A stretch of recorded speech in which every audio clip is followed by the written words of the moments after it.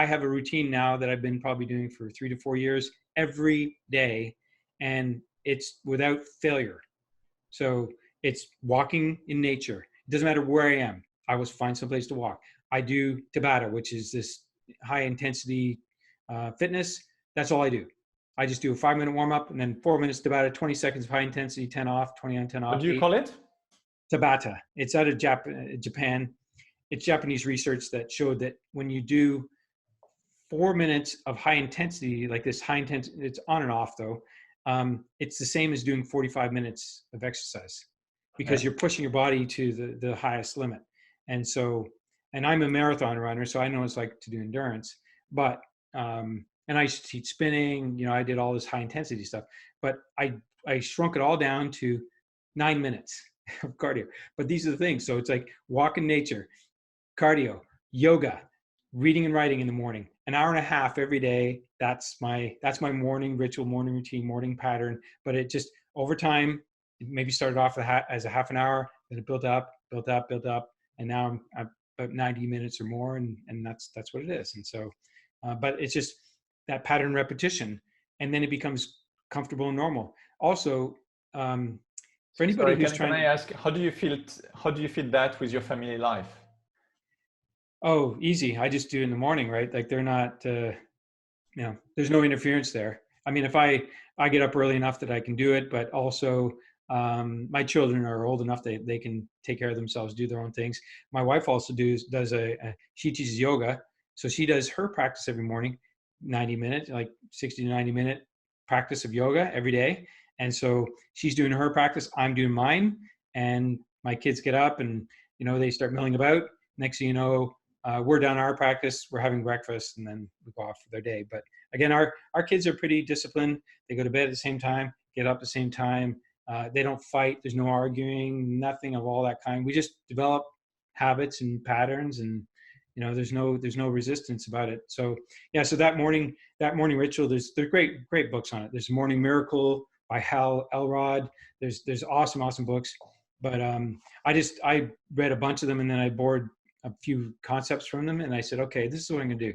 I get up, I drink, I sit down, I write my gratitudes, I write affirmations, I do some reading. I've already set my intentions for the day. I have a coach, so I send him my intentions. They are specific and time bound. So then I email him before that time comes to say it's done. So that's the way we handle that. So I don't have to, I don't have to think heavy about what I'm doing. I know what I'm doing already. So you have a coach, and every day you send him the things that you're going to do during the day. And as you do them, you send him an email? I do. Yeah. So I send it the night before. And then when that day comes, I'm obligated to send him a message. Sometimes it's afterwards because if I get too busy, but I basically send him a message. The subject line is basically whatever it was, done, right? That's it. And so then hard commitment, that's it. Going to get it done. Go to it, right? But yeah, the morning routine though is something that I've established over the years. My family, we're pretty well adjusted to each other as to how we do that. But like I was telling you earlier, my kids are homeschooled, so there's no real, there's no pressure. I mean, they start at 9 o'clock, they're up at 7, they have 2 hours, so they have 2 hours to do things, practice their piano or whatever. And so, but I think they see what we're doing and they're becoming self-disciplined too. And because they can see what we're doing and they see our commitment. And I talk to them about these things. I say, you look at Michael Phelps. Do you think he just accidentally won 28 gold medals? No.